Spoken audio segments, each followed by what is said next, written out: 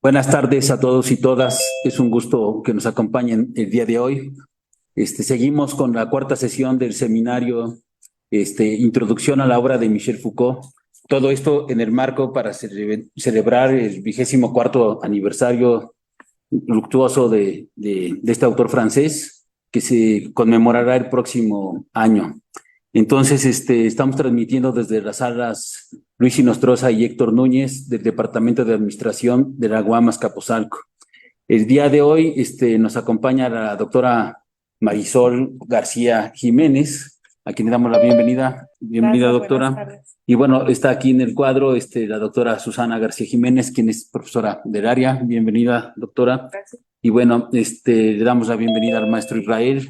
Agradecemos todo el apoyo aquí de Alejandra y de Gerardo, el apoyo, como siempre digo, logístico, técnico, anímico e hídrico. Muy bien. Y bueno, gracias a quienes nos acompañan por el Zoom, y por supuesto a quienes nos siguen por las redes sociales del área del departamento. Muy bien. Entonces, sin más que decir, doctora, es todo suyo el escenario. Muy bien, bueno, pues buenas tardes. Seguimos con este análisis pues tan detallado que nos va a ofrecer Foucault en estos dos capítulos que nos toca el día de hoy analizar.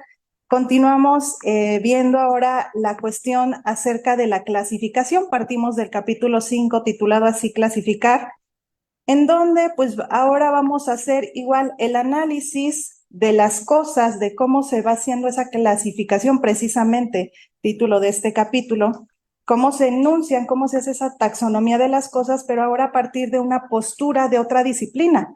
Vamos a ir viendo justamente la manera en la que se pueden enunciar las cosas desde distintos conocimientos, desde distintas áreas.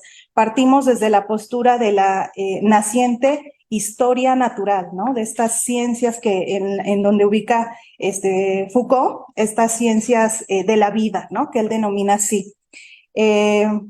Pues comienza su análisis remitiendo justamente al análisis a partir de lo científico de esta preocupación por lo que van a ser las especies, la vida. Él habla de dos posturas sobre este énfasis que se hace de este análisis científico, en donde nos habla sobre dos posturas para el análisis, donde la primera es, pues, se parten estos pensadores que van a estudiar esta historia natural, esta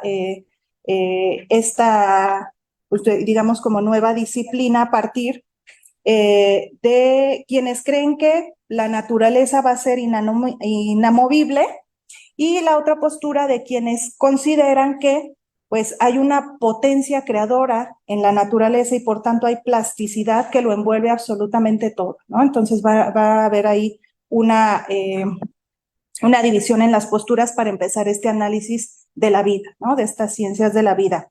El método que se propone de inicio, pues nos dice, está igualmente dividido en dos. Dicen, van a partir algunos pensadores a analizar a partir pues de lo que se sabía, del conocimiento que estaba ahí dado, pero otros dicen, bueno, es que ahora se tiene que partir, se tiene que analizar a partir de lo que no está ahí, de lo que no está dado, de lo que aún no se sabe. De ahí nos mencionan, bueno, empieza a haber pues algunas nociones que se verán más adelante, como lo que va a ser pues esta idea que tal vez no está con esas palabras, pero va a ser la evolución, la noción de organismo, ¿no? Y esta necesidad de taxonomía a partir pues de esta idea, ¿no? Plantea también en este capítulo, viendo a la historia natural, justamente como un espacio abierto a la representación, el que ya retomábamos en sesiones pasadas, ¿no? Esta capacidad de nombrar, esta vinculación entre la representación y el lenguaje, ¿no? Dentro de esta disciplina. Pero nos dice, aquí hay una posibilidad de nombrar, pero él se va a centrar aquí en estos dos capítulos desde la empiria, desde lo que se puede observar, desde lo que se puede percibir o vivir, ¿no? Menciona que vamos a partir de lo que se ve, pero que para que podamos enunciar eso que se ve, debe de haber una comunicación entre esas cosas que yo estoy tratando de enunciar y cómo se van a representar. De aquí él menciona pues que en esta época clásica la historia, esta historia natural, va a dar un sentido a partir de poner una mirada, a partir de la observación, pero él dice una observación que sea minuciosa, observar de manera minuciosa las cosas para a partir de ahí construir precisamente esa clasificación, esa taxonomía por medio pues, de la enunciación de las palabras, ¿no? Por ahí hay una cita, bueno, es que a lo mejor no tienen mi misma edición, no sé si la tengan, por ahí está en la página 136 de la mía, es de las primeras hojitas, del primer capítulo, casi al final. Dice, la época clásica da a la historia un sentido completamente distinto, el de poner por primera vez una mirada minuciosa sobre las cosas mismas y de transcribir enseguida lo que recoge por medio de las palabras lisas, neutras y fieles. Se comprende que en esa purificación, la primera forma de historia que se constituyó fue la historia de la naturaleza, que es en lo que él se está centrando aquí, ¿no? Esa capacidad de enunciar tal cual esa parte de la realidad, ¿no? Esas cosas naturales, ¿no? Plantea aquí digamos, la posibilidad, él dice, ¿no? De conservación del conocimiento. Dice, bueno, la conservación del conocimiento de la historia natural se va a dar a partir justamente de que se haga posible esta parte de nombrar las cosas, pero también de generar taxonomías, documentos, él dice archivos, registros, ¿no? Es una forma de justamente introducir la taxonomía, el lenguaje y al mismo tiempo el tiempo, ¿no? Que más adelante habla justamente del el papel que juega el tiempo en esa clasificación, ¿no? En ese nombrar las cosas, ¿no? Tiene otro apartado dentro de este mismo capítulo que va a ser pues el de la estructura, ¿no? Menciona que en esta historia natural, pues justamente va a ser la denominación de lo visible lo que le da su característica distintiva, ¿no? Esta, digamos, disciplina. Pero dice, no todo lo que vamos a mirar, no todo lo que vamos a poder percibir va a ser utilizable, ¿no? Va a haber algunos aspectos que a lo mejor no son utilizables, pero nos dice que las representaciones que no, a lo mejor de entrada no van a ser utilizables, le llama las representaciones visuales vacías, ¿no? Al final de cuentas sí tienen una función, nos dice estas representaciones visuales vacías de una semejanza van a hacer presente la extensión de la que se constituyen todos los seres naturales y que se van a encontrar, nos dice, afectados por 4 variables, como por 4 características. Dice, la forma que toma ese elemento, la forma que toma esa cosa, ese objeto, ese ser, la cantidad justamente del ser, la distribución espacial y la magnitud de cada uno de ellos. Entonces nos dice, en un principio pudiera parecer vacía porque lo que hace es como dar toda una extensión, dar toda una clasificación a partir de cada una de estas características, ¿no? Pero dice, justamente es esta extensión la que le va a ofrecer una representación y es el énfasis que aquí rescato, que es esa extensión ofrece una representación que tiene que ser aceptable para todos, ¿no? Que tiene que ser compartido, ¿no? Aquí esa importancia de la aceptación de la representación. De esta manera dice, bueno, pues la representación entonces nos va a permitir a los sujetos hacer o allegarnos de esa misma representación, de esa idea, y reconocer quiénes pertenecen a dicha representación. Pero no solamente eso, dice, después el sujeto es capaz de transmitir esa representación porque ya la aceptó, ¿no? Entonces vamos a ver que sí hay como todo un entramado ahí de lo que sería pues el conocimiento a partir justamente de la representación, ¿no?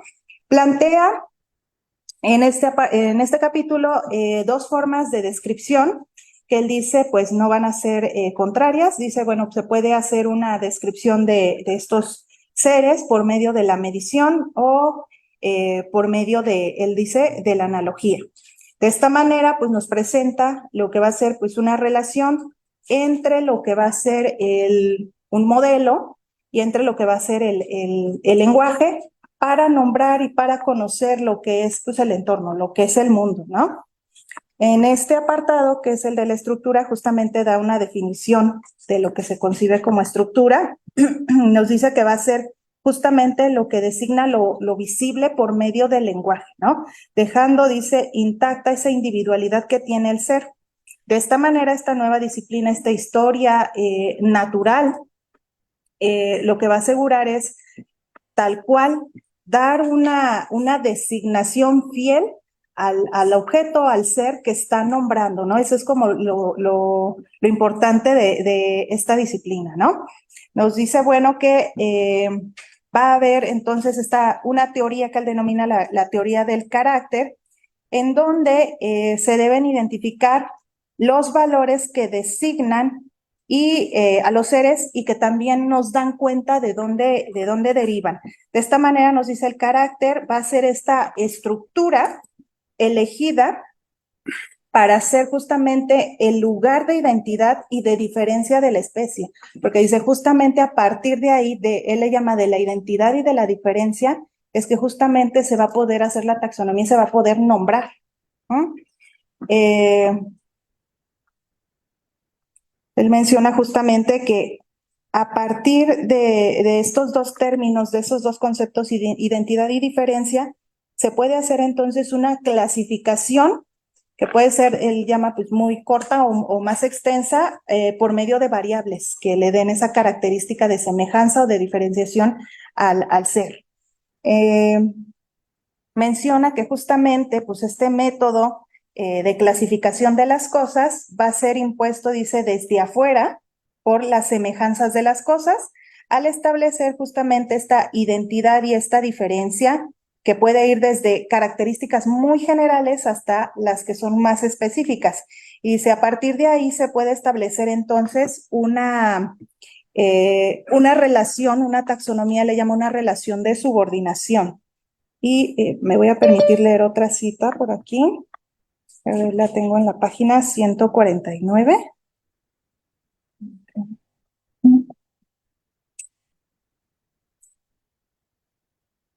Es en la parte de la estructura todavía.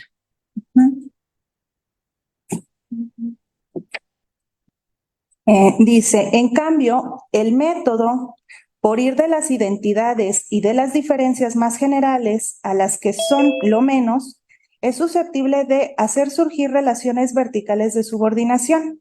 En efecto, permite ver cuáles son los caracteres de lo bastante importantes para no ser desmentidos jamás en una familia.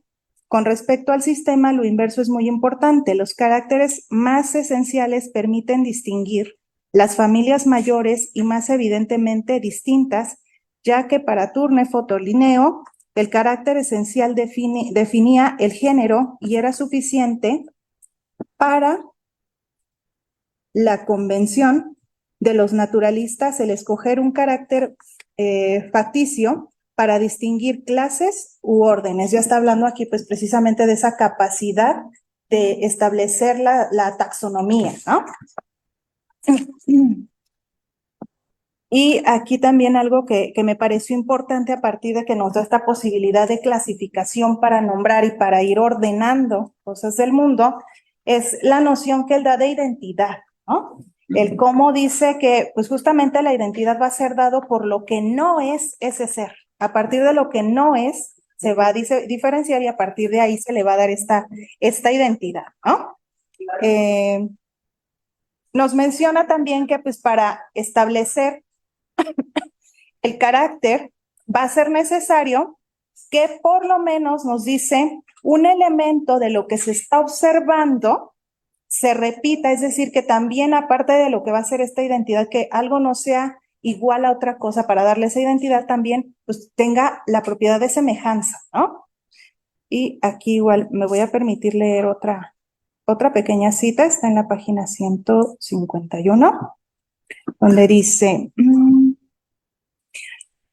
a fin de que pueda parecer el carácter más simple, es necesario que, cuando menos, un elemento de la estructura observada en primer lugar se repita en otra, pues el orden general de las diferencias que permite establecer la disposición de las especies implica un cierto juego de similitudes, ¿no? Entonces, no está solamente la diferencia, ¿no? También hay que rescatar esa, digamos, esa característica, ¿no? Que también va a ser pues, justamente lo que lo hace diferente, ¿no? De esta manera nos dice que pues este método se va a generar entonces en este método una exigencia que le llama de corte positivo, en donde pues la naturaleza se va a ver como una trama donde va a haber seres que van a compartir semejanzas, ¿no? Y donde pues justamente esas semejanzas van a estar distribuidas en, él le llama clases, que pueden ser nombradas, que son nominales, ¿no? Nos dice, hay que distinguir también que estas clases son meramente nominales, ¿no? Permiten como hacer nombrar, pero también hacer esa clasificación. Y en el apartado dentro de este capítulo 5 que nos habla sobre el monstruo y el fósil, ¿no? Habla justamente, continúa con esta idea de la diferenciación y la semejanza, pero ya también introduce lo que va a ser el tema del tiempo, ¿no? Otra característica para poder nombrar. Nos dice aquí que el tiempo, lejos de ser, pues, entonces un principio de la taxonomía, va a ser un factor que ayuda justamente a crear esa taxonomía, ¿no? Que ayuda a nombrar. Nos dice de esta manera, entonces no se ve a este sistema taxonómico o esta clasificación de manera como un evolucionismo, sino justamente como una taxonomía que está implicando el tiempo.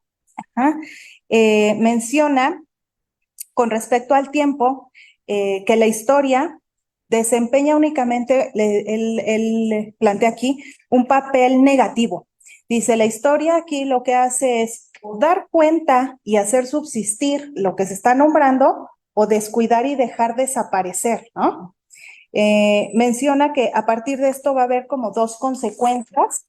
La primera nos dice, pues va a ser esta necesidad, él le llama de hacer aparecer o de hacer intervenir al monstruo, ¿no? Dice, para pasar tal cual del cuadro taxonómico a que haya un continuo. ¿Ah? Entonces tiene ahí una función, nos dice, a través justamente de una serie temporal, ¿no? De esta manera nos dice, tanto el monstruo como el fósil tienen un papel fundamental en lo que va a ser pues esta configuración. Y aquí igual voy a leer una cita que creo que ilustra muy bien esto, en la página 162. Justamente está en el apartado de monstruo y fósil.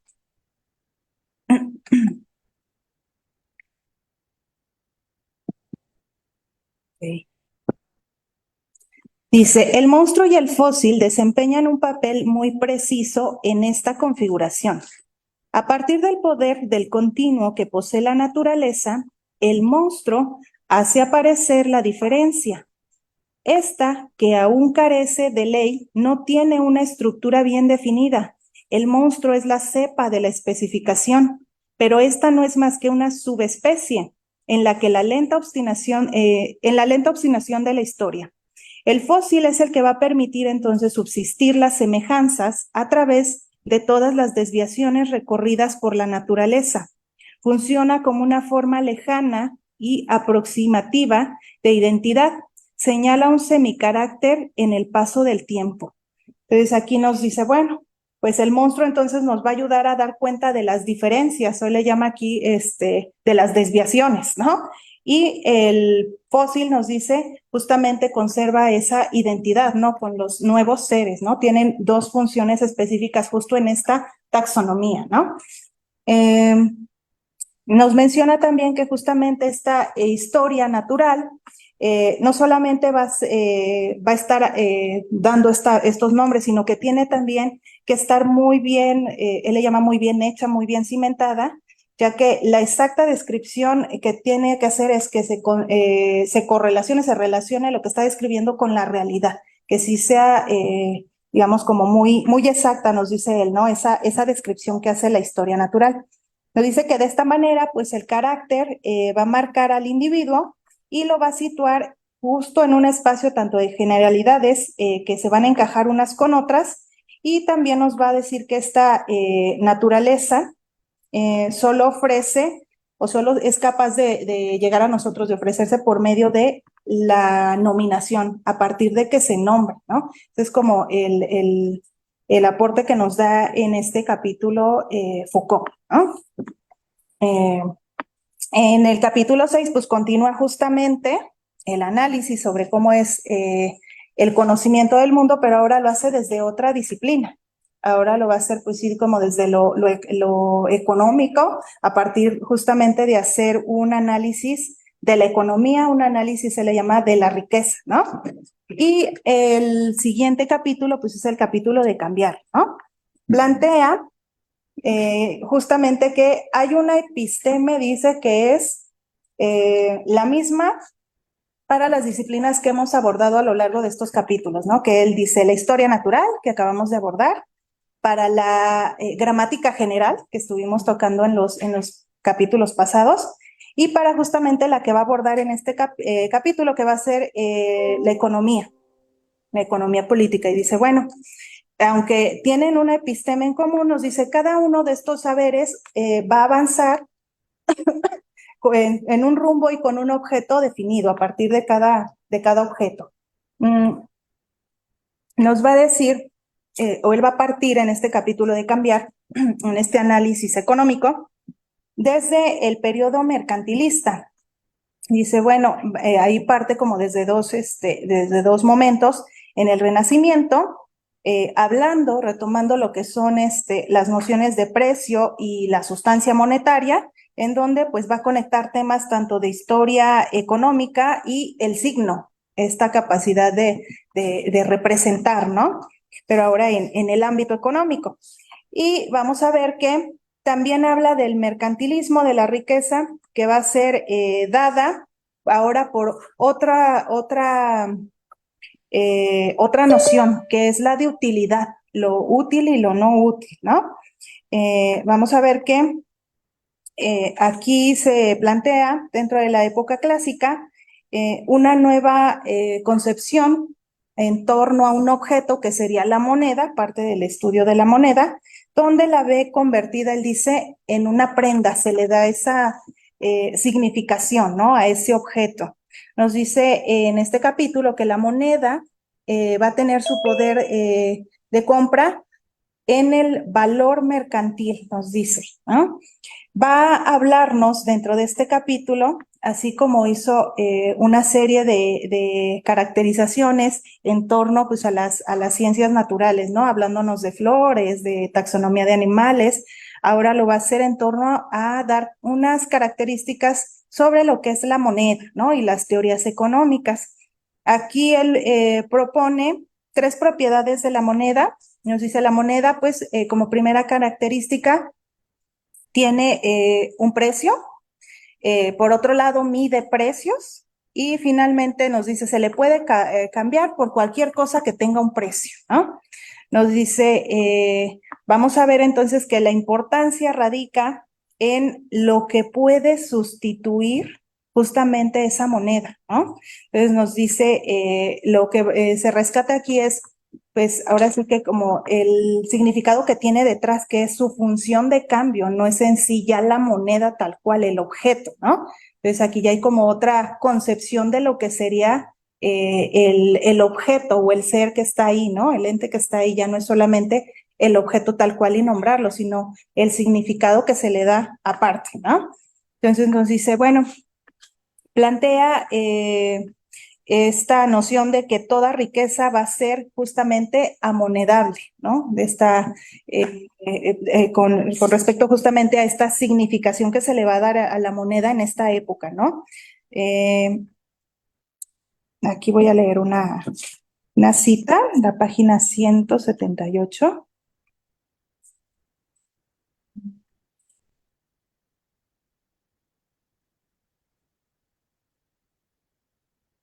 Ok, casi al final.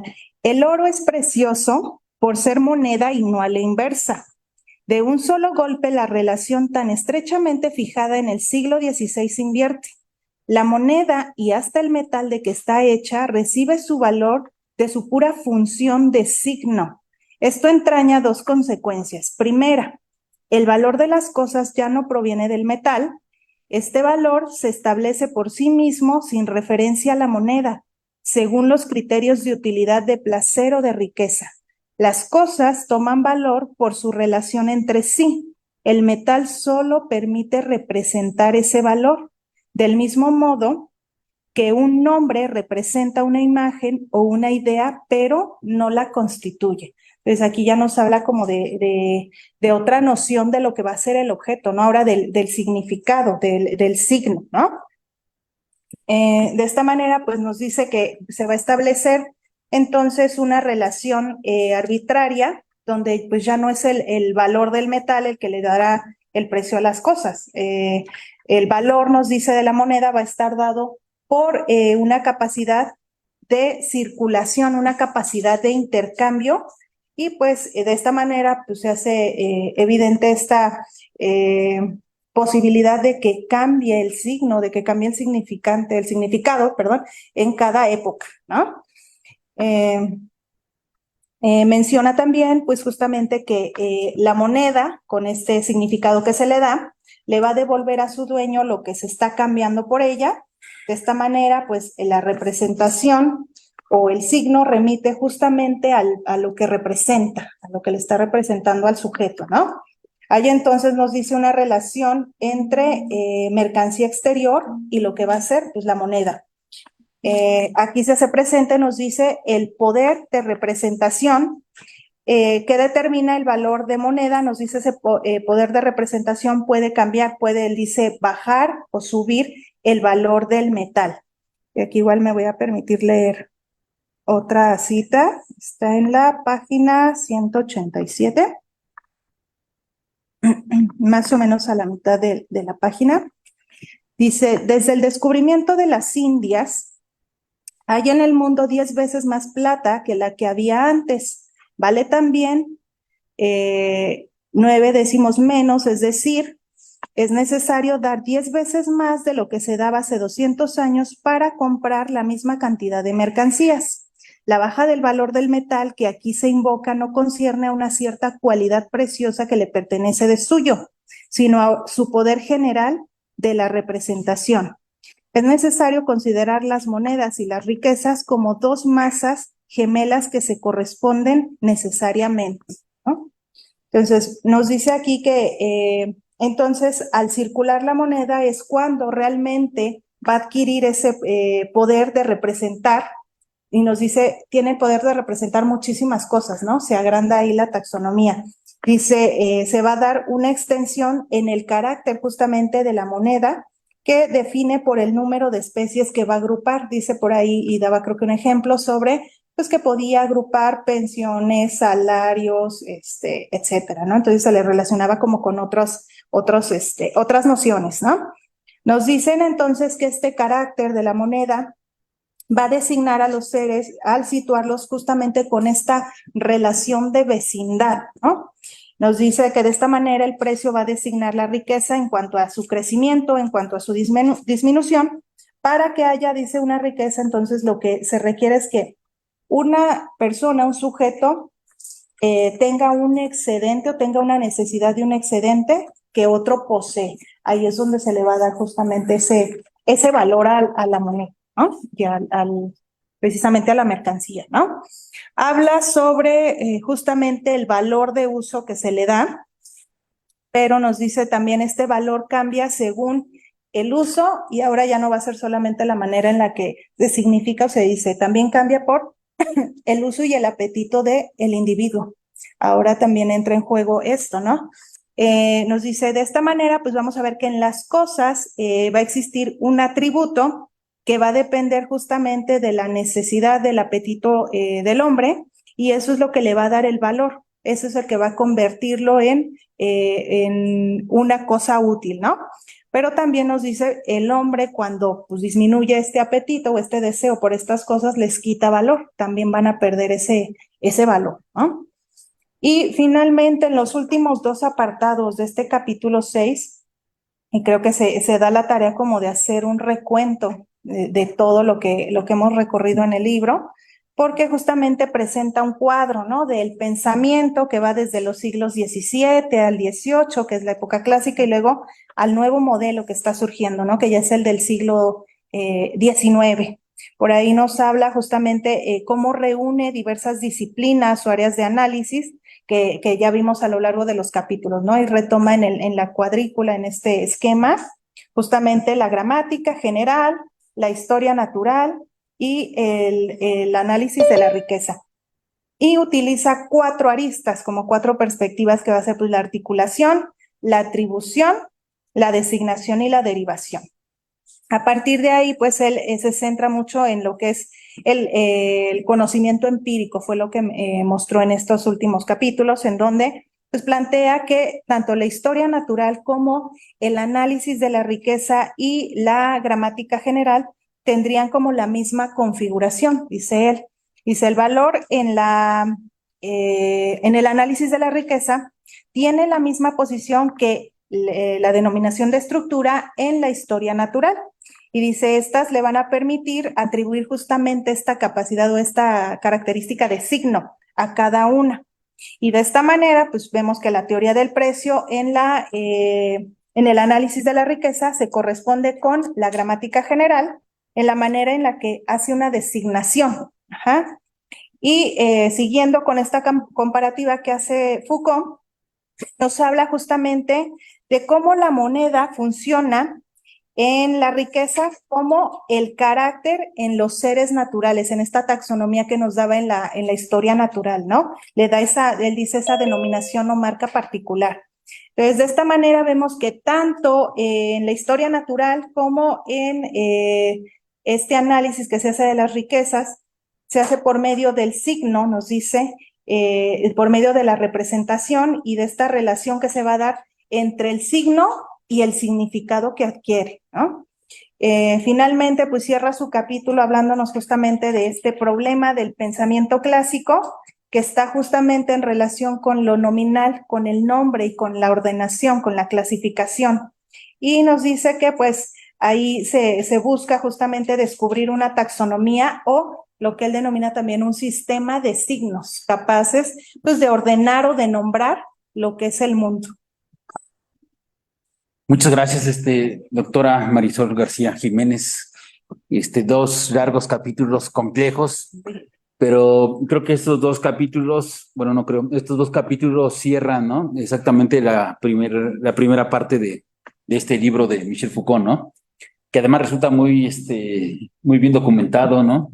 Por un lado, ¿no? Muy extenso, con mucha profundidad el abordaje de los temas, y exactamente, creo que como lo planteó muy bien, el tema está en estas como 3 épocas históricas que es un relato historiográfico, ¿no? Que hacen los europeos, en este caso los franceses, Foucault en específico, este filósofo, que, y como decíamos, está pensando las condiciones de posibilidad del conocimiento, ¿no? Eso es como el gran asunto que hay que tener en cuenta. Porque de lo que se trata es de hacer una lectura de Foucault que nos permita pues cuestionar, ¿no? Y conocerlo, pero cuestionar el momento actual, ¿no? En parte al nivel epistemológico, que es donde estamos ahorita. Y bueno, podríamos cuestionar desde su clasificación o su forma de historizar la episteme, ¿no? Pero bueno, más allá de eso, creo que sí da elementos suficientes para comprender lo que él quiere mostrar, que ese es el otro punto central, ¿no? No podemos cuestionarlo por cuestionar, sino intentar apropiarnos del autor y comprender lo que él quiere mostrar. Como decíamos la sesión pasada, pues está discutiendo con muchas vertientes teóricas, ¿no? Tanto, bueno, en principio filosóficas, ¿no? Pero también creo que están en otro nivel, ¿no? Sociológicas, etcétera. Y psicológicas, por supuesto, él siempre tuvo un debate con la psicología, con el psicoanálisis, ¿no? Y y bueno, al final de cuentas, estas 3 épocas históricas que él plantea, donde en medio está exactamente la época clásica y está pensando cómo se construye el conocimiento en ese momento, plantea los principios de posibilidad, ¿no? Ese es como el punto. ¿Qué permite plantear un tipo de conocimiento?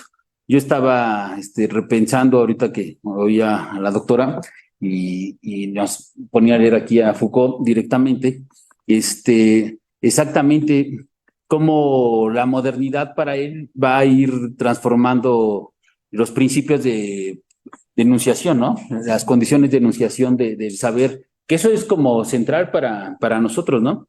Estaba aquí anotando, por ejemplo, en la página 165, perdón, que yo tengo la misma edición que la doctora.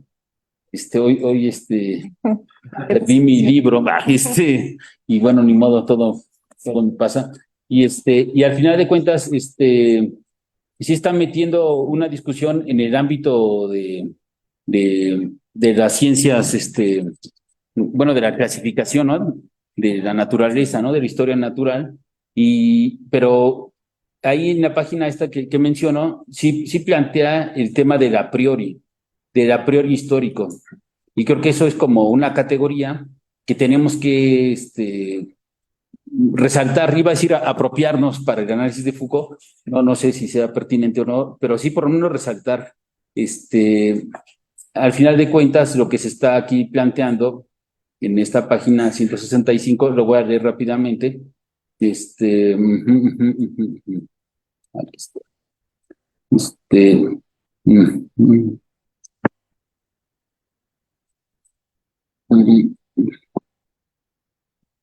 Dice aquí, al final de la 164, el método alma de la ciencia designa a primera vista cualquier cuerpo de la naturaleza, de tal manera que este cuerpo enuncie el nombre que le es propio y que este nombre haga recordar todos los conocimientos que hayan podido adquirirse en el curso del tiempo sobre el cuerpo, así denominado. Tanto en la confusión extrema se descubre el orden soberano de la naturaleza. Bueno, pero este es realmente un discurso muy interesante que está analizando Foucault, en donde, al final de cuentas, es el a priori, porque en términos estrictos, lo que va a ir mostrando Foucault es que no hay un lenguaje natural, ¿no? No hay un lenguaje higiénico, ni un lenguaje puro, ¿no? Sino que al final de cuentas es una serie de circunstancias históricas, ¿no? Que van a ir apareciendo y que en todo caso de lo que se trata en la arqueología, que ese es el gran punto, y él hace hincapié, y ahorita voy a leer un párrafo donde dice, yo estoy haciendo una arqueología, no está haciendo una historia, no está haciendo una historia de la epistemología, ni de la racionalidad europea, ni mucho menos, ¿no? Está él haciendo un trabajo de arqueología, que es lo que a él le interesa medio mostrarnos aquí, y ese trabajo de la arqueología consiste en todo caso en mostrar lo que él llama como los sedimentos, ¿no? Los sedimentos que se han ido formando y constituyendo en la propia reflexibilidad de la razón, ¿no? Para poner esos términos, ¿no? Al final de cuentas no ha sido, primero, no son condiciones, ¿cómo llamarles así filosóficamente bien? No son condiciones, si bien son condiciones que es una a priori, por otro lado no son condiciones por necesidad, claro, esa sería la expresión. No es lo mismo la necesidad como única posibilidad que se experimenta para conocer que una a priori, ¿no? Como resultado de un desarrollo histórico y circunstancias históricas que permiten constituirse como a priori. Es decir, que el propio a priori es resultado, para decirlo en términos Foucaultianos, de una imposición, ¿no? De un caos, de una invención. Ese sería, pudo haber sido de otro modo la historia natural, pudo haber sido. Pudo haber sido de otro modo la historia de la riqueza, pudo haber sido. Pudo haber sido de otro modo la gramática general, también lo pudo haber sido. Por eso no es una cuestión de necesidad. Ahí eso es lo que quiero que medio quede enunciado, porque necesidad, ya lo decíamos en sentido filosófico, es que no puede ser de otro modo. Así. Entonces, ahí Foucault creo que sí hace una pequeña distinción y que me parece fundamental y que para nosotros también tendría que tener su consecuencia, ¿no? Este aspecto. Eh, Al final de cuentas, la epistemología contemporánea pudo haber sido de otro modo, claro que sí. Es más, de hecho, estamos atravesados y constituidos por grandes debates epistemológicos actualmente, ¿no? Que van desde, pues, lo que fue hegemónico en su momento, ¿no? Que es el positivismo y el modus ponendo ponens, que ha sido ampliamente criticado, por un lado, y creo que hay que dejarlo de lado. Y por otro lado, pues, la hermenéutica, ¿no? La fenomenología, eh, este, pero ya más interesante para mí es esta revelación de la otredad, pero más interesante para mí va siendo hacia las epistemologías del sur y por supuesto los estudios decoloniales. Entonces, esto nos permite intentar comenzar a comprender exactamente los nuevos horizontes epistemológicos donde nosotros estamos situados. Eso hay que tenerlo más o menos presente, ¿no? Eh, Al final de cuentas, ¿qué posibilita o imposibilita cierto tipo de epistemología? Creo que ahí estaría el asunto. Por ejemplo, cuando habla del análisis de la historia natural, termina diciendo, la vida no existía, ¿no? Como un criterio así central. Y bueno, cada quien hace la lectura de Foucault que decide hacer y que además su horizonte de comprensión muy, desde la hermenéutica diríamos, realiza, ¿no? Entonces yo, por ejemplo, cuando veía el concepto de vida, me quedo pensando, ¿no? Exactamente. Gran parte de la obra de Foucault después de esto va a girar en torno a la vida. Eso va a ser así central. Toda su filosofía política es a propósito de la vida. Claro, claro, aquí está aún lejos de llegar a eso, pero no es menor el asunto, porque va a decir, no hay biología, porque la historia natural no logra clasificar, ¿no? Crear la taxonomía, reflexionar sobre la vida, ¿no?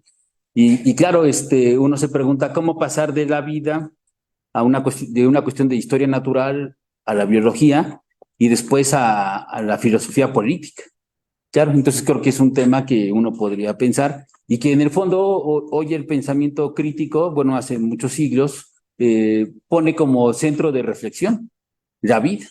No hay pensamiento crítico si el criterio de reflexión no es la vida, ¿no? Por ejemplo, pero ya no es una vida biológica, nada más, ¿no? Va a ser una vida mucho más compleja de la que el propio Foucault en su momento va a plantear en sus estudios genealógicos, ¿no?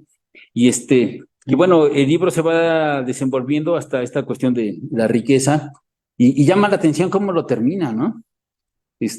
Más allá de la riqueza, uno puede tener digo, yo por lo menos desde mi formación estoy más cercano al análisis de la riqueza que de la historia natural, y uno puede tener sus diferencias con Foucault, ¿no? Con respecto a la lectura que hace eh, desde lo que llamamos economía política, ¿no? Así desde el corte más clásico marxista, y uno podría mostrarlas, pero no quiero mencionar eso, sino cómo acaba hablando del Marqués de Sade, ¿no? Porque ese es es central, ¿no? Ahí habla de Juliet, ¿no? Y de Justine, ¿no? Que son grandes novelas que hay que leer, ¿no? Son disruptivas, por supuesto. Si algún libro, si me preguntaran hoy en día, di tres libros que han marcado tu vida, diría indudablemente Juliet, ¿no? A pesar de mi formación atea y todo eso, cuando lee uno Juliet y en el último capítulo acaba con una orgía en el Vaticano, lo lee uno desde el siglo XXI y con cierto ateísmo, ya me imagino eso en, en lo que va a ser como el inicio de la modernidad, ¿no? Un mundo todavía con, ¿qué diremos? Con un a priori epistemológico, eh, nos guste o no, todavía muy apegado a la Edad Media, ¿no? Entonces, Creo que eso es muy disruptivo, ¿no? Por un lado, y además, pues plantea aspectos epistemológicos que enuncia, ¿no? Como el tema del deseo, ¿no? Que eso es, fundamental, porque pareciera ser que hay una vertiente epistemológica dentro de la tradición europea que jamás se apegará al tema de la objetividad. Y una forma de alejarse de la objetividad o de coexistir con la objetividad es el tema del deseo, ¿no? Como él mismo va mencionando en su momento sobre Nietzsche, ¿no? La risa, ¿no? La imposición, ¿no?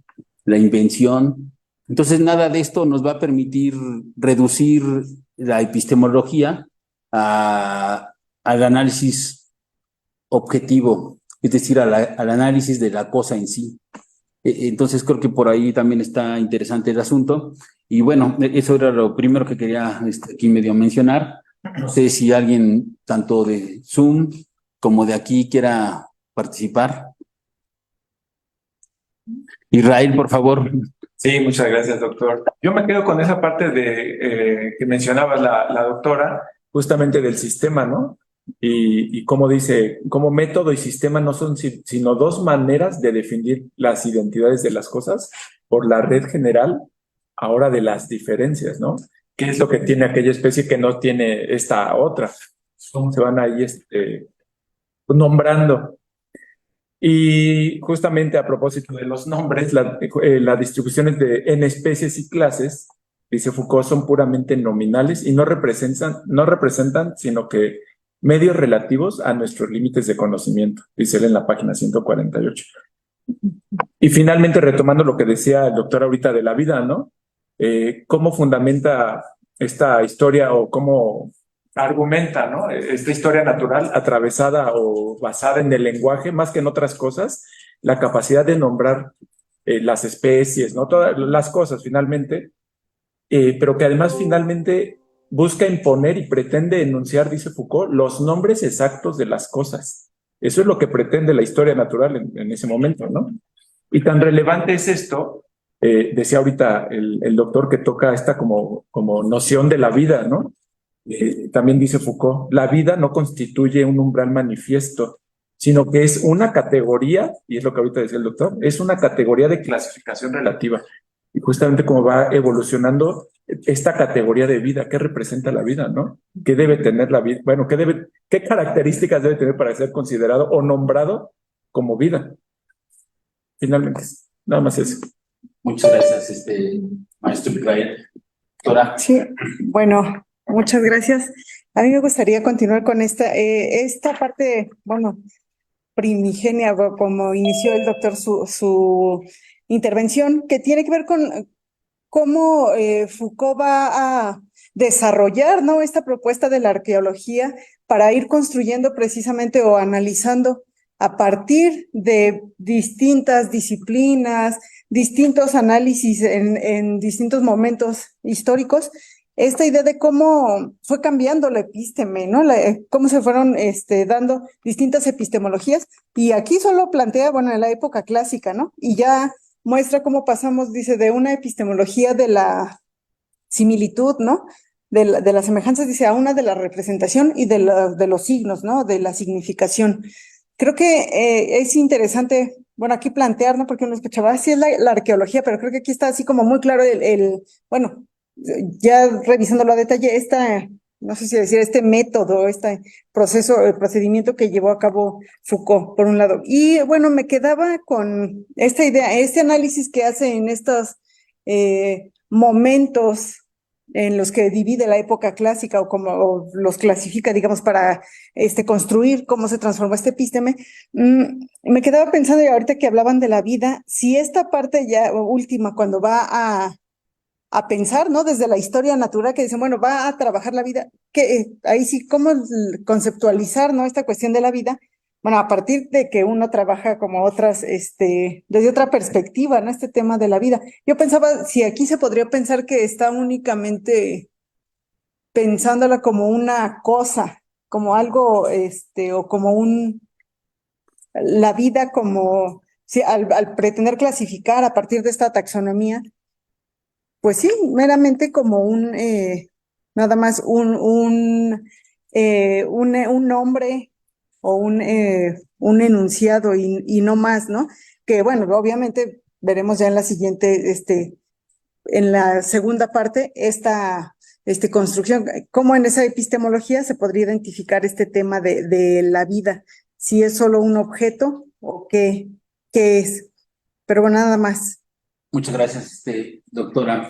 No sé si alguien aquí, recuérdame tu nombre, por favor. Gandhi, exactamente. Gandhi, por favor, adelante. Fuerte, Gandhi, para que se oiga aquí. Vale. Sí, por favor. Me parece bien interesante esto último que he venido comentando de la vida. En realidad, los capítulos me gustaron mucho, muy, muy interesantes. Me interpelan de alguna manera por mi formación. Pero antes de hacer como los comentarios a los capítulos, quiero como comentar algo que he estado haciendo en mi vida. Ujú. Me parecería un ejercicio muy interesante realizar un estudio arqueológico de la vida, es decir, aplicar el modelo, el enfoque, el método Foucaultiano a un análisis del BIOS, no tanto como un estudio de la biopolítica, sino como los diferentes registros en cómo la noción de vida va a estar presente en, en el siglo XVI, XVII, o sea, vamos, hay una trayectoria de discursos y de luchas que no, yo considero, y eso es como una hipótesis, ¿no? Como una divagación que me surgió al escucharlos, considero que no es baladí que en el 19 dos grandes retóricas de la modernidad van a utilizar el concepto de vida, ¿no?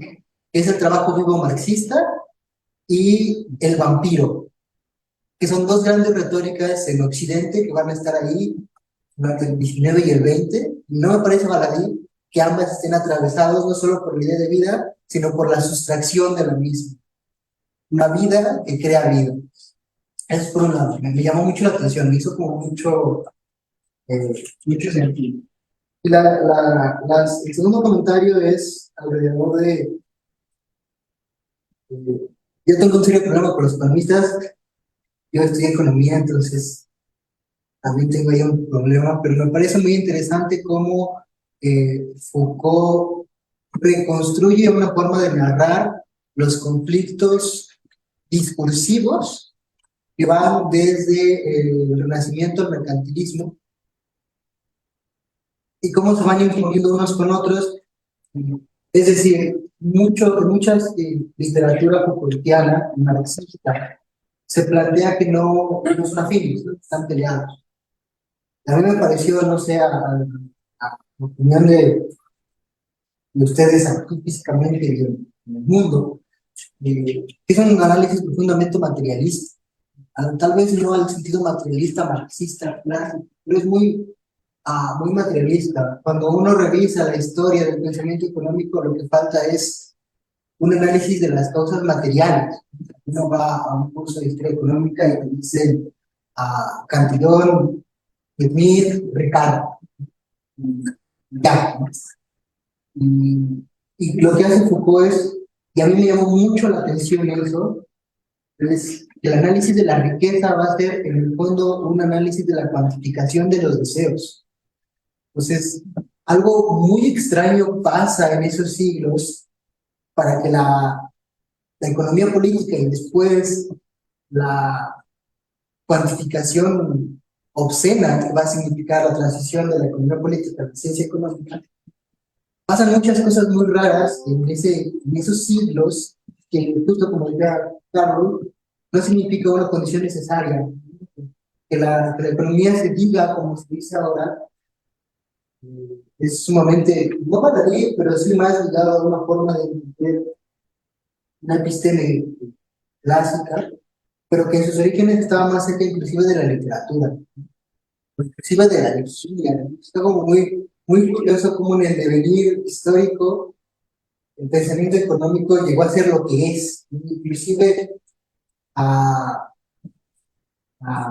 como a disgusto de ellos, ¿no? O sea, siempre cuando uno escucha a los economistas hablar de sí mismos y de su saber, lo hace tratando como de revelar una cientificidad que inclusive en sus fundadores no está, ¿no? O sea, muy lejos está Adam Smith de plantear la fundación de la economía como decir, plantear el problema de la moral, ¿no? La riqueza y la moral, ¿no? Antes de la riqueza de las naciones están los principios morales. Ya, pero creo que ya me extendí. Perdón. No, muy bien, Gandhi, muchas gracias. Además, tiene la formación doble de economista y de filósofo y se nota. Muchas gracias. Bueno, no sé si alguien más quiera participar. En Zoom, ¿alguien gusta hablar? No, nadie. A mí me gustaría decir. Bueno, va a completar aquí la doctora. Ajá, porque lo pensaba ahora que platicábamos precisamente de esta construcción de distintas epistemologías en distintos momentos para conocer el mundo, ¿no? O tratar de explicarlo. Y me quedaba pensando, claro, sin llegar, o no estamos hablando de construccionismo ni nada de eso, pero si esta propuesta arqueológica que hace Foucault llevaría también o nos orientaría a pensar cómo se construye un tipo de realidad a partir de lo que aquí mencionaban, ¿no? En esta última parte de la representación y la significación, de una cosa puede ser nombrada si tiene esa exacta representación, ¿no? Tal cual. Y si no la tiene, y por ahí decía, ¿no? Pues se invisibiliza, se queda fuera. Es decir, también podemos pensar este análisis que hace Foucault para pensar la realidad, ¿no? Cómo se construye, qué se deja de lado. Entonces, nada más esa sería como la cuestión. Muchas gracias, doctora. Sí, claro, ese es un gran debate también, ¿va? Bueno, en el fondo lo que estamos aquí es haciendo en algún sentido alguna recapitulación de la arqueología Foucaultiana que nos lleva a una reflexión sobre yo decía, la epistemología actual, ¿no?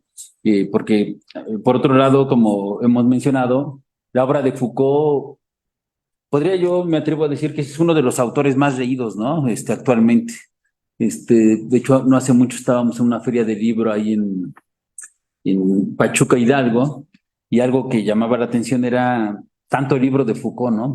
Desde estos clásicos de la epistemología hasta la serie más reciente que está sacando Siglo XXI con respecto a las obras de juventud de Foucault, ¿no? Desde las lecturas de Kant y eso. Entonces es un amplio espectro y efectivamente uno se puede preguntar por qué se dedica tanto y por qué se puede leer tanto a Foucault. Y bueno, es porque es un pensador que más que dogmatizar te invita a reflexionar sobre tus circunstancias contemporáneas, ¿no? Es un pensador de cultura y en todo caso, y por ejemplo, esto que planteaba ahorita Gandhi, ¿no? Sobre hacer un estudio arqueológico sobre el BIOS, ¿no? Y esta cuestión del análisis material, ¿no? Aún dentro de la economía política, ¿no? Y crítica, creo que es un buen reto y indudablemente de esto se trata el seminario, ¿no? De ir dando como inquietudes, ¿no? A cada quien, y que cada quien las vaya resolviendo según sus propios proyectos de investigación. Con respecto a esta cuestión de lo que se puede, de cómo se construye la realidad, ¿no? Y si ese es un problema central, ¿no? Yo me preguntaba, ahorita que decía la doctora, sí, claro, estamos ante un gran debate, cómo se construye la realidad como construcción social. Esa es una postura así clásica, ¿no? Dentro que además tiene su lado extraño, ¿no? Todo este debate, porque viene de otra tradición filosófica que va a transitar por la psicología y la sociología. Leyéndolos es como desde Derrida, ¿no? Así el tema de la deconstrucción, donde hace en última instancia su reflexión, la construcción social de la realidad. Y bueno, y Foucault está exactamente como en otro horizonte epistemológico, depende en cuál época de Foucault estemos, él estaría, por un lado, en estas condiciones a priori del conocimiento, por otro lado estaría en las relaciones de poder entre saber y poder, ¿no? Creo que esos son como los dos grandes horizontes Foucaultianos, que no necesariamente nos acercan a la construcción de la realidad social como producto de la deconstrucción de inspiración de Derrida, ¿no? Derridadiana, diríamos algo así, ¿no? Porque ese tiene otro horizonte. Yo creo que el horizonte de Foucault es más, es de otra naturaleza, no sé si más interesante o no, pero sí es de otra naturaleza, porque al final de cuentas el saber surge del conflicto, ¿no? Y ese saber que surge del conflicto, ya más allá de este texto, nos puede llevar a identificar conflictos que visibilizan lo que ha sido invisible, ¿no?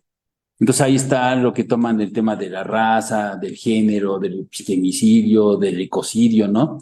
De una infinidad de conflictos por el reconocimiento que están en la otredad, ¿no? Así, en algún sentido, aunque Foucault no llega al tema de la otredad, pero sí llega al tema de este conflicto, ¿no? En cambio, el aspecto de Derrida y la deconstrucción es como se construye el sentido en el contexto, ¿no? Entonces hay diversos contextos que construyen diversos sentidos, ¿no? Pero es otro nivel de análisis. ¿No? Bueno, y Derrida no es un tipo menor, es un filósofo también importante que hay que leer. Y yo creo que ahí llegaría uno al tema fundamental, porque luego hay una serie de autores, que no voy a mencionar su nombre, que medio mencionan a Derrida, pero no me da la impresión que no lo han leído bien y no lo citan de manera del todo adecuada, ¿no? Y son de los clásicos de la construcción social del conocimiento, por cierto. Pero bueno, bien, ese sería como otro asunto. No sé si alguien más quiera tomar la palabra ahí por Zoom. Está Julio César, que siempre participa. No sé si quiera decir algo. Adelante. Creo que ya están abiertos los micrófonos. Cuando ustedes quieran abrir su micrófono, adelante, por favor. Sí, no, yo me quedé pensando en lo que estaban aportando sobre la mirada de constructora de Foucault, ¿no? Porque al fin y al cabo es esto lo que estamos recorriendo en todos los capítulos, ¿no? Es decir, cómo, por eso es interesante lo que decías ahora, decir, bueno, cada uno lo puede hasta como leer como uno quiere, porque realmente más que un planteamiento, es un disparador para que nosotros miremos el mundo, ¿no? Es decir, Foucault dice, de alguna forma acá, ¿se acuerdan del capítulo 4 que habla básicamente de, bueno, una historia del conocimiento que de alguna manera lo que lo permita es, sea como una ciencia, creo que le llama espontánea, lo que hablaban ayer, y lo que hablaba la cuenta anterior. Y ahora también empieza a desmantelar aquellos relatos que dice, bueno, en el caso de la historia, ¿qué hacemos visible del pasado? Aquello que observamos, ¿no? Aquello que, de hecho, él dice básicamente, decir, bueno, hay que separar lo que la historia natural nos presenta, por eso lo pone en el mundo de clasificar, de aquello que nosotros observamos. Y bueno, y ni hablar, en la medida que rotemos a giros de coloniales, lo que iremos observando e iremos construyendo e iremos mirando otras cosas, e iremos diciendo otras cosas de esos pasados. Así que en realidad hemos descubierto que el pasado no existe. O mejor dicho, para ser inteligible tenemos que asumirlo como algo que la posibilidad que tiene es de ser relatado, de ser dicho, ¿no? Y si seguimos con Foucault, al fin y al cabo nos va a decir que el saber es eso, ¿no? El saber es la capacidad que tiene alguien de poder sostener algo y decir algo, ¿no? Y si alguien puede sostener algo y decirlo, se vuelve poder. Y ahí vamos a ir. Estamos en el periodo arqueológico de Foucault, después tenemos dos etapas más, que también son formas de abordarlo y pensarlo, pero es muy rico el retomarlo y hacer este seminario, que las voces, porque al fin y al cabo un seminario es eso, ¿no? Eh, eh, las voces puedan dialogar y decir, yo veo esto, pero lo lindo es desde la fuente, ¿no? Evitar que no son malas las traducciones intelectuales, pero ir a lo que dijo Foucault y escribió y puso en sus palabras. Muchas gracias, Julio César. Muy interesante. Sí, exactamente, esa es como la idea del seminario. Pues enriquecer la lectura, entre todos nos formamos y aprendemos, y la lectura de otras personas enriquecen nuestra lectura indudablemente, porque ven lo que uno no ve de repente. Y efectivamente no hay como ir a las fuentes, eso nos parece central. Las fuentes son todo, ¿no? Bueno, no sé si Luisa, que nos acompaña desde España, quiera comentar algo. No se te oye porque tienes apagado tu micrófono, Luisa.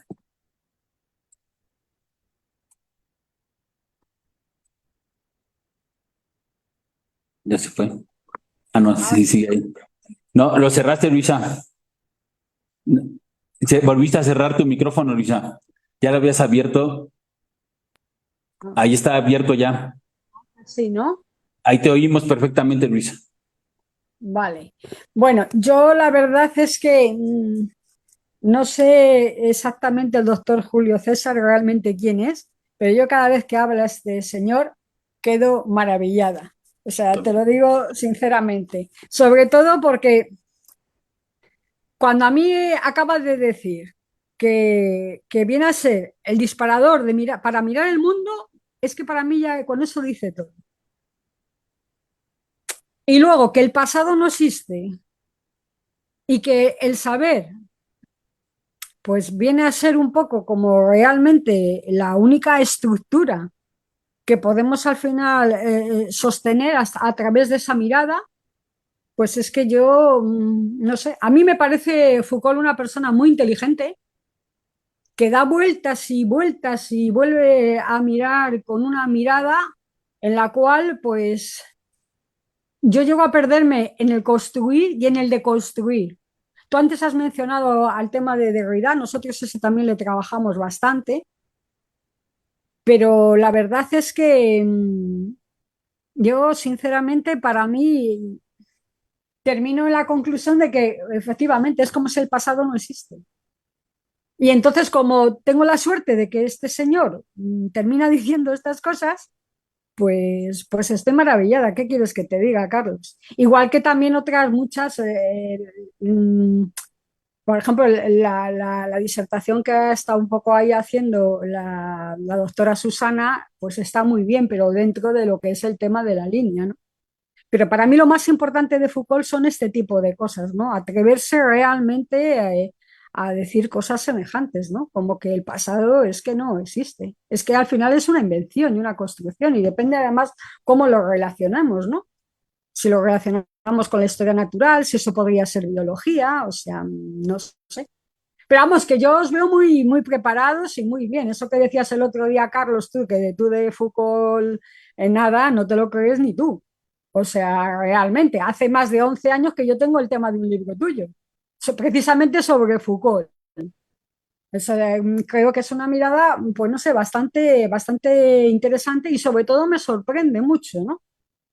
Porque para el tema académico de leer todos ahí lo que dice Foucault, yo me he tirado toda la tarde mientras pasaba por el Mediterráneo, no solo leyéndolo, sino escuchándolo. Y cada vez que lo escuchaba y cada vez que lo leía, sacaba una nueva línea de pensamiento con respecto a lo que decía. Pero sobre todo lo que es una especie de disparador para mirar el mundo, para mí eso es ese capítulo, desde luego. Y que el pasado no existe me parece fundamental. Y tener la suerte de que alguien lo dice y no pueda pasar por loca, me parece muy interesante. Así que yo estoy muy agradecida al doctor Julio César, porque siempre dice cosas que me llaman poderosamente la atención. Y ya no Muchas tengo nada gracias. más que decir. Muchas gracias, Luisa. No, y todos estamos agradecidos con Julio César. Realmente puedo decir desde la Ciudad de México que ha sido un gran privilegio conocerlo y que nos esté siguiendo aquí. Bueno, y no siguiendo, estamos trabajando en equipo. Y muchas gracias, Julio. ¿Quieres decir algo? Sí, bueno, primero me sonrojan un poco, no sé si usan la lógica, pero no, en realidad quiero contarle a Luisa, porque yo yo soy profesor de historia, de grado soy profesor de historia. Y cuando estaba haciendo la carrera de grado, una profesora de teoría me dice, al pasar, piensen en un chico de hace 30 años atrás, dice, lo que pasa es que realmente la historia no, yo estaba estudiando para ser profesor de historia, ¿no? La historia no existe. Tienen que leer el libro de Paul Bain, Foucault revolucionó la historia. Yo tenía 22, 23 años. Bueno, de ahí en adelante no pude abandonar leer Foucault. Todo lo que, porque Foucault, como decía Luisa claramente, es más que, él concentra su habilidad en decirnos cosas para ver el mundo y abrirnos, no para cerrarnos. Hace al revés, no es normativo, es al revés. Él no dice, explora el mundo. ¿Por qué? Porque yo lo exploro desde acá, ¿no? Yo lo veo de acá. Entonces él dice, la primera etapa dice, bueno, si un arqueólogo de lo que ves, desarmalo, miralo bien, fíjate de quién te lo dijo, por qué te lo dijo y demás. Y a conclusión te dice, ¿viste lo que te está diciendo? Ya no es, ya no.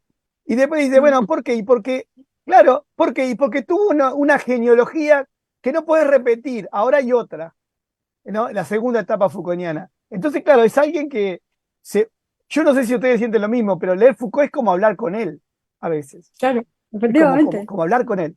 Es como hablar con él, es como estar. Existe. Michel de Certeau dice de Foucault que básicamente dice que la historia hace hablar con los muertos, ¿no? Y dice, bueno, Foucault ha logrado hacer de medio y hablar con el pasado de manera que lo que importa es lo que nos hace pensar, ¿no? Y eso me parece que es fundamental para estar dialogando sobre él y lo que él ha dejado, ¿no? Así es, Julio César, muchas gracias. No, sí, realmente de esto se trata de abrir la discusión más que de memorizar a un autor. Y bueno, por ejemplo, aquí en la página 211, al final, dice, la historia del saber no puede hacerse sino a partir de lo que fue contemporáneo. Y ciertamente, no en términos de influencia recíproca, sino en términos de condiciones y de a priori constituidos en el tiempo. En este sentido, la arqueología puede dar cuenta de la existencia de una gramática general, de una historia natural y de un análisis de la riqueza, y liberar así un espacio sin fisuras en el que la historia de las ciencias, de las ideas y opiniones podrán así, si así lo requieren, retosar. Claro, entonces ahí está un asunto fundamental, ¿no? El sentido histórico se construye, ¿no? En todo caso, no hay una historia. Y ese es otro gran debate ya dentro de la propia reflexión de qué es la historia, ¿no? Así, pero ya estaríamos aquí en otros tipos bueno, hay varias posibilidades aquí de por medio, ¿no? Aquí es una arqueología, no una historia de la epistemología, ¿no? Y esta arqueología o esta arqueología epistemológica tiene como sustratos o niveles de análisis, entonces el análisis de la riqueza, ¿no? La historia natural y la gramática general. Claro, pero podrían ser, con respecto a lo que plantea Foucault, la propia historia de la historia, ¿no? Una teoría de la historia le llamaríamos nosotros, en donde aparecería ya no no existe la objetividad histórica, sino lo que existiría también sería así como a prioris que permiten comprender el relato histórico. Y esos habría que buscarlos al final de cuentas. Puede ser la historia así de lo más clásico, ¿no? La historia de monumental le llaman, ¿no? La historia de los grandes hombres y mujeres del poder, ¿no? En Europa de las reinas y reyes, ¿no? Y acá de los virreyes, supongo, ¿no? Y luego de los hombres, de los presidentes y cuestiones por el estilo, pero más allá de eso, el propio Foucault en su devenir va a llegar a las contrahistorias, ¿no? Y así en este libro de defender la sociedad, al final de cuentas, ¿no? Los contradiscursos, ¿no? Y entonces ya ahí aparecen otros sujetos, ¿no? Y otras narraciones, por supuesto, y al final de cuentas, la emergencia de los contradiscursos y de las contrahistorias nos va a mostrar que exactamente la historia no existe. Lo que existe son condiciones a priori para hacer el relato historiográfico. Claro, pero es otro debate, pero que también se da y que hay que tenerlo. Creo que, por lo que decía Julio César, el propio Foucault en el análisis histórico me parece que puede jugar un papel fundamental, ¿no? Yo no es por perder el tiempo, pero hace unos años hice una maestría en historiografía. Mi tesis de maestría, exactamente, la empecé con una cita de Michel Foucault, porque en historiografía se habla de hacer un tipo de historiografía y yo dije, no, yo quiero hacer una historiografía política, como Michel Foucault logra hacer una filosofía política, ¿no? Y creo que sí es muy pertinente la referencia de Foucault a la historia, que es el tema, porque es un autor importante, porque es disruptivo en las ciencias sociales. En general, no nada más en la filosofía, no es un autor que nada más esté en la filosofía. Uno lee estos capítulos, como nos lo acaba de exponer la doctora Marisol, y pues está muy alejado en apariencia de la filosofía, ¿no? La historia natural parece biblioteca, bueno, no parece, es una biblioteca, es un hombre erudito, indudablemente, ¿no?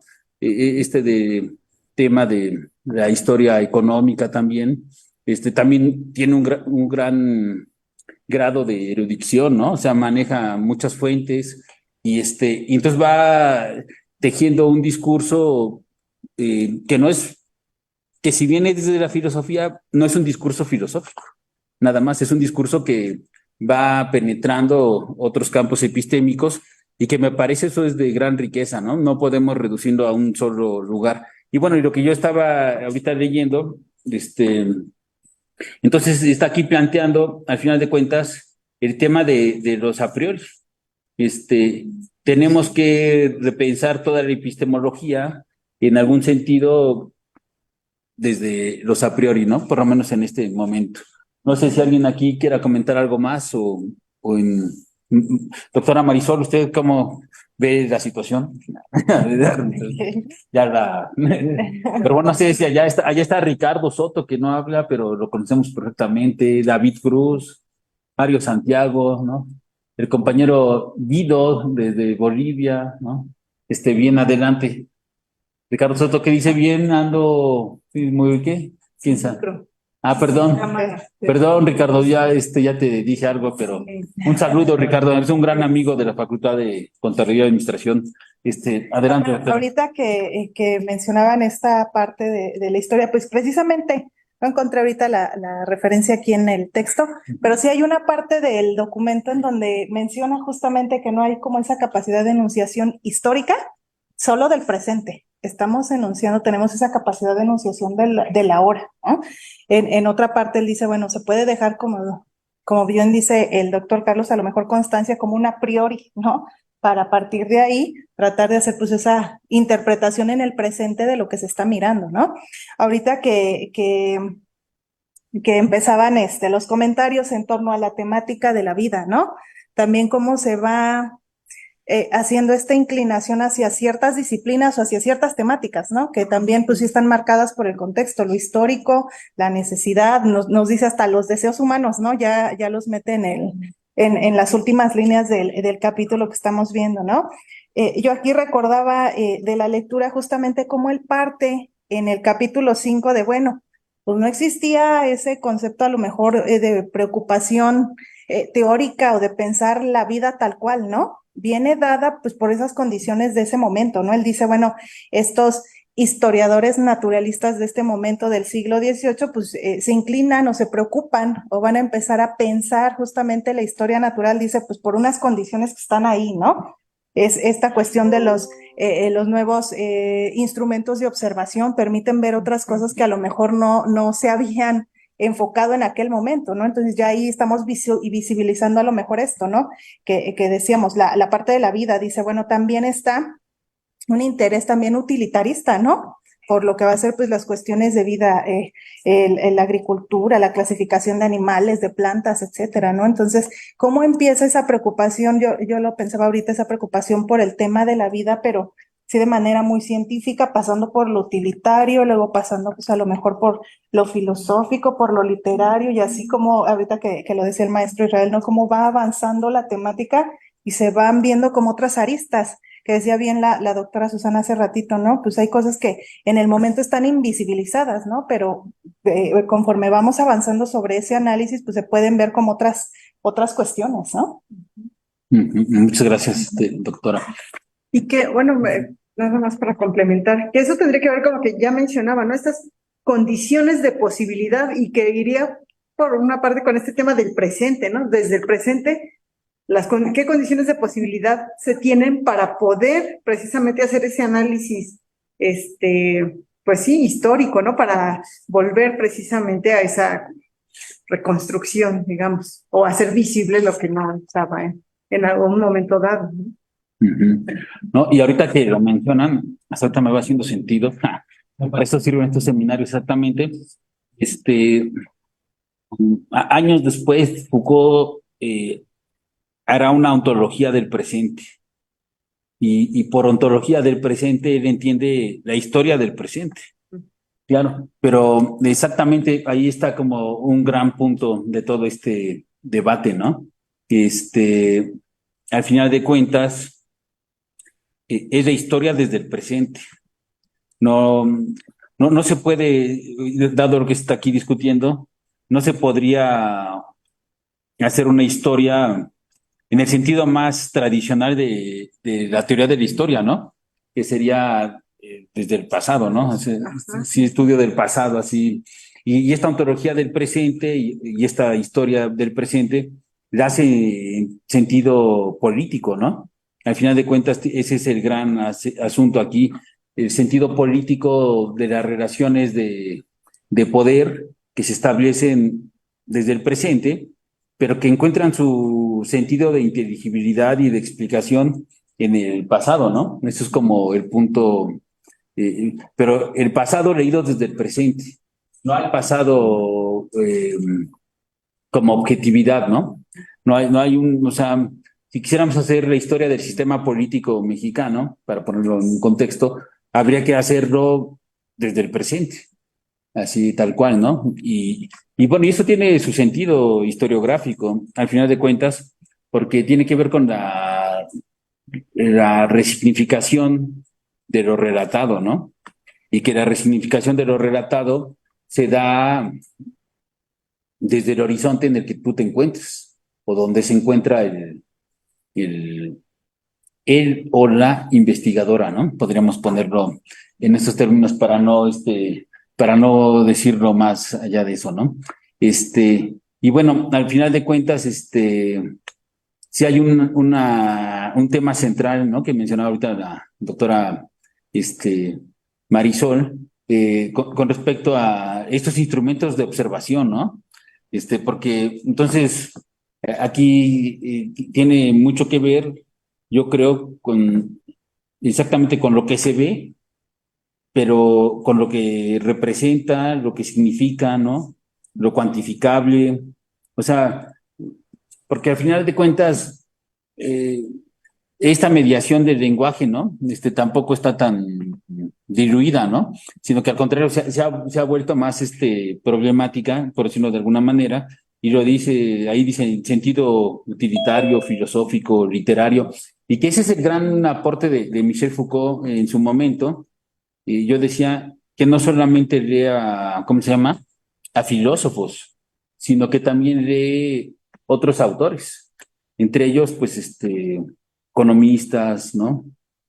Hombres de literatura. Eso es fundamental que los lee.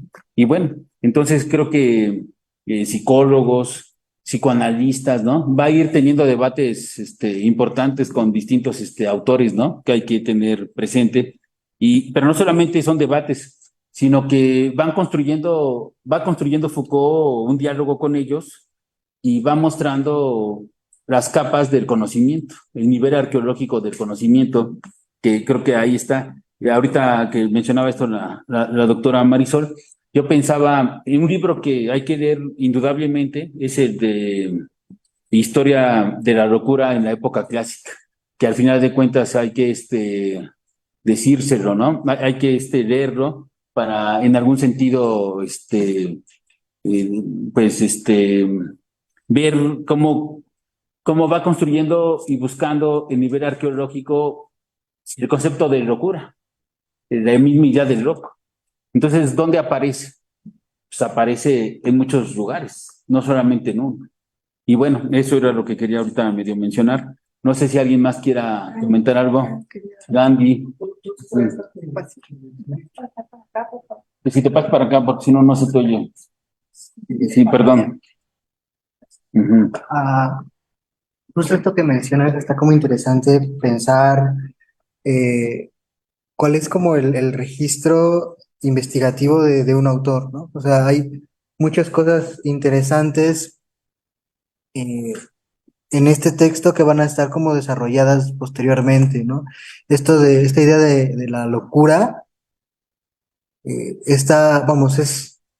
recuerda mucho que justo dentro de los estudios Foucaultianos, en una crítica a la modernidad y a la razón, está la idea de la normal, ¿no? O sea, estas subjetividades, estas personas que están en los márgenes, ¿no? La construcción de esos márgenes y de cómo esas subjetividades justo tienen sus discursos y sus contrarresistencias. Y al menos creo que este texto parece, o me parece, que ya dibuja como las pinceladas de investigación de Foucault, ¿no? No como decir que eh, como, ajá, no es como ascendente el asunto, ¿no? No es una investigación pequeña y después en otros textos se ve como un Foucault desarrollado, sino más bien que aquí ya hay como una agenda de investigaciones que va a estar no sé si respetando, pero sí regresando a ellas, ¿no?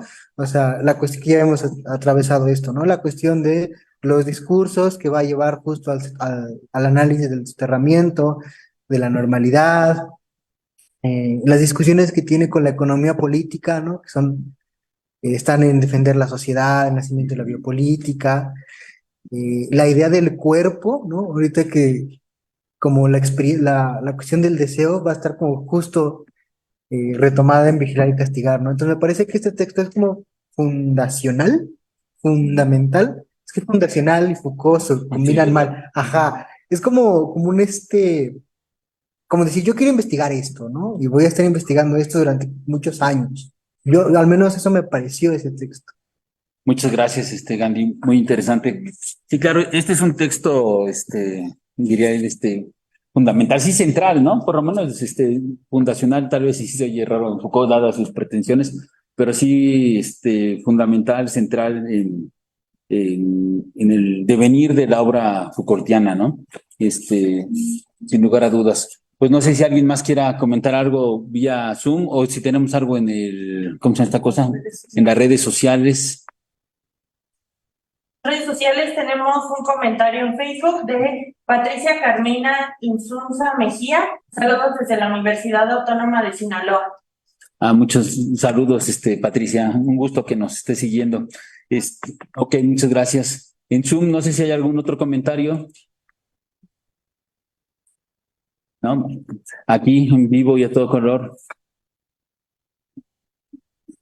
Tampoco. Bueno, bien. Entonces, pues ya si nadie quiere decir nada, doctora Marisol, ¿algo más? A mí me pareció muy interesante ahorita con lo que decía el compañero Gandhi, esta forma en la que está cerrando el capítulo 6 para darle paso ya a la segunda parte del texto, ¿no?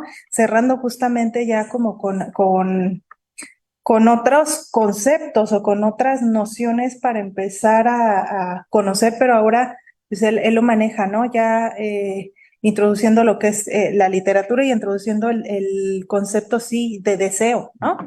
Entonces me pareció interesante la manera en la que está cerrando justamente el capítulo, después de ver como toda esta taxonomía desde lo económico, desde pues sí, los inicios de lo que sería pues la biología, ¿no? La prebiología que está poniendo ahí en el análisis de la historia natural, ¿no? Entonces creo que pues sí, una gran aportación de este texto precisamente es cómo va mostrando justamente esa construcción del episteme eh, desde diversos conceptos, disciplinas, épocas, ¿no? Hace toda un recorrido que establece como diferentes niveles, ¿no? Diferentes niveles para ir andando justamente en esta arqueología de lo que va a ser la episteme. Muchas gracias, doctora Marisol. Exactamente, y como parte de esto, por ejemplo, en la página 212, dice Foucault, si los análisis de la representación, del lenguaje, de los órdenes naturales y de la riqueza son perfectamente coherentes y homogéneos entre sí, existe, sin embargo, un desequilibrio profundo, pues la representación gobierna el modo de ser del lenguaje, de los individuos, de la naturaleza y de la necesidad misma. El análisis de la representación tiene, pues, valor determinadamente con respecto a todos los dominios empíricos, todo el sistema clásico del orden, toda esta gran taxonomía que permite conocer las cosas por el sistema de sus identidades, se despliega en el espacio abierto en el interior de sí por la representación, cuando ésta se representa a sí misma. El ser y lo mismo tienen allí su lugar. Y luego dice, el lenguaje no es más que la representación de las palabras, la naturaleza no es más que la representación de los seres, la necesidad no es más que la representación de las necesidades. El fin del pensamiento clásico coincidirá con la retirada de la representación, o más bien con la liberación, por lo que respecta a la representación del lenguaje de lo vivo y la necesidad. El espíritu oscuro pero obstinado de un pueblo que habla, la violencia y el esfuerzo incesante de la vida, la fuerza sorda de las necesidades, escapan al modo de ser de la representación. Entonces aquí está metiendo un proceso histórico, ¿no? Que va a dar una ruptura con la episteme, exactamente.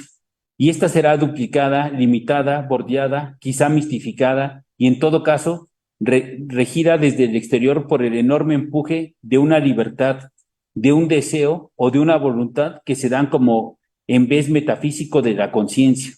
Claro, entonces, más allá de la abstracción metafísica de la conciencia, están los procesos históricos, que es aquí, lo dice claramente, es un empuje por la libertad, un deseo, una voluntad que se da. O sea, la voluntad es un tema fundamental en la discusión filosófica, ¿no?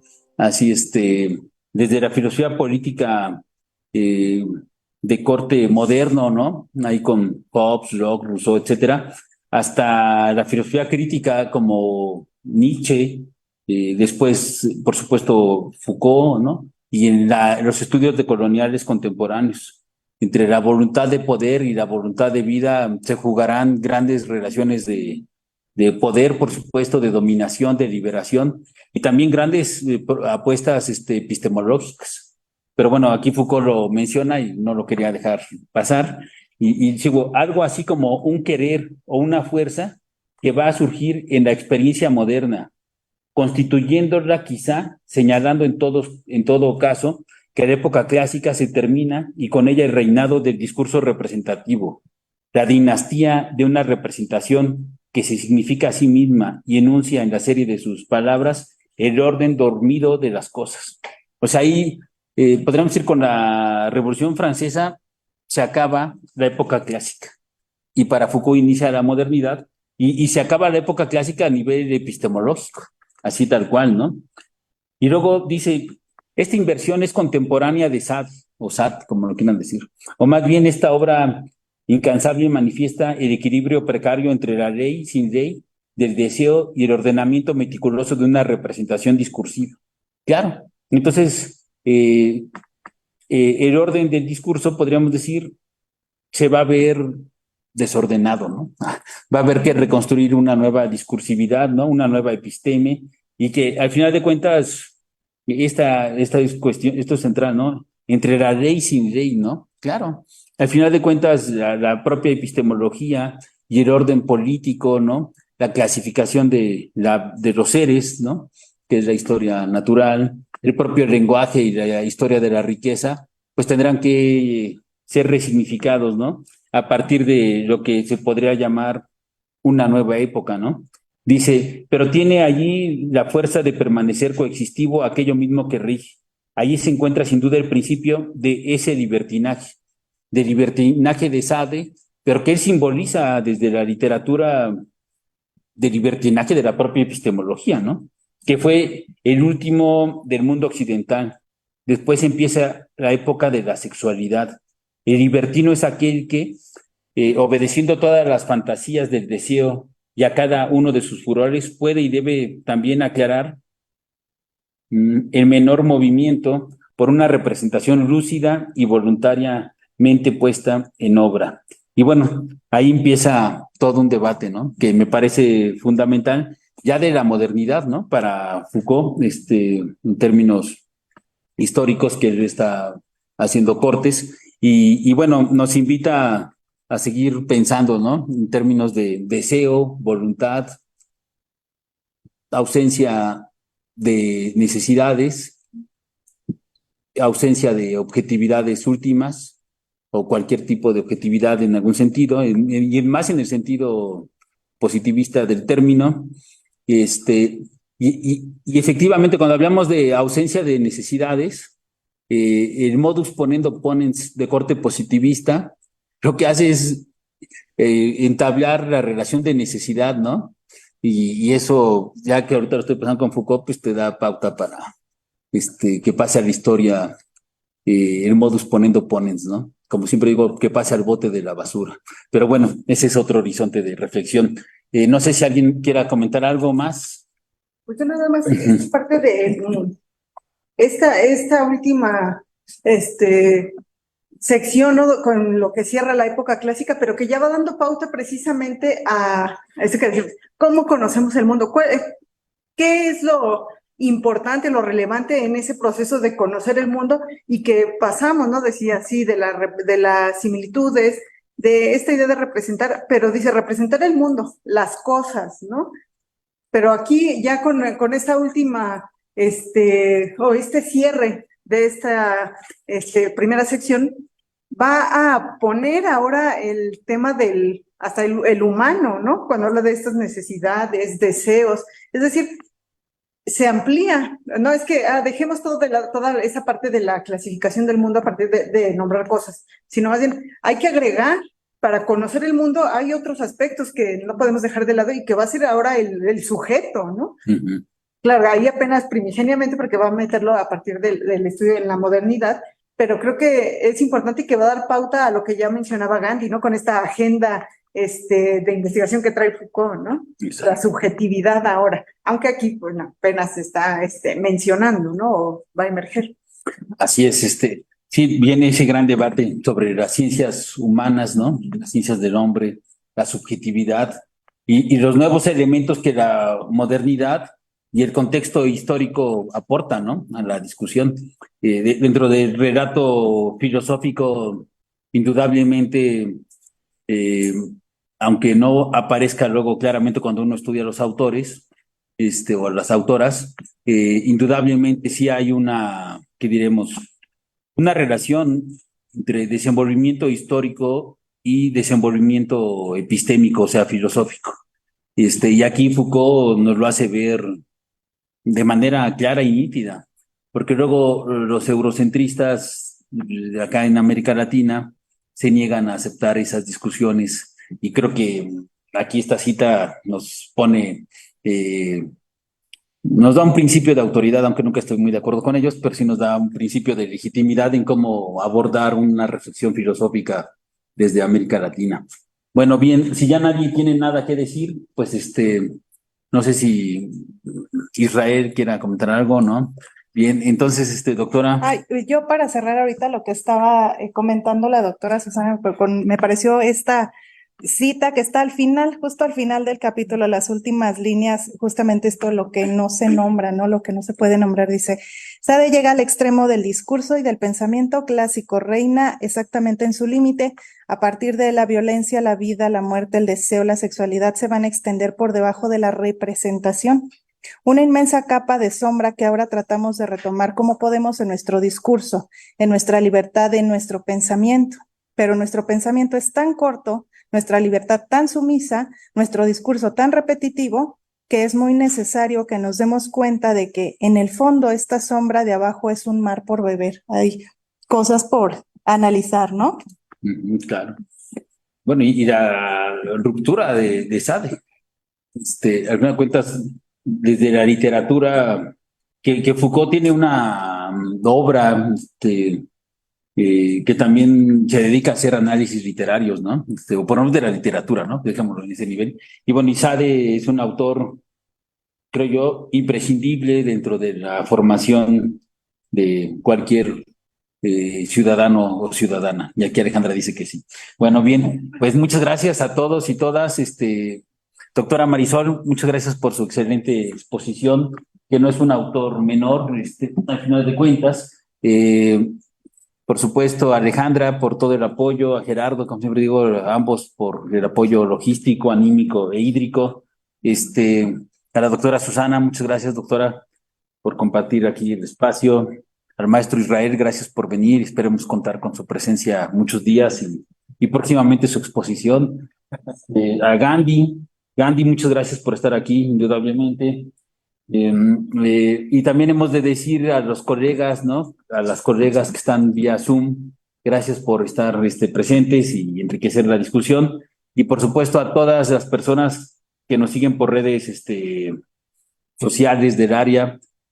Próximamente emitiremos el cartel de la próxima sesión, que no es dentro de mucho, creo que es dentro de 15 días, ¿ah? Entonces, ya lo tenemos hecho, lo vamos a hacer su difusión.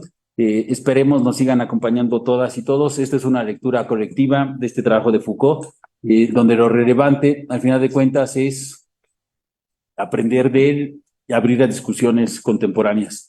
Gracias a todos y todas. Buenas tardes.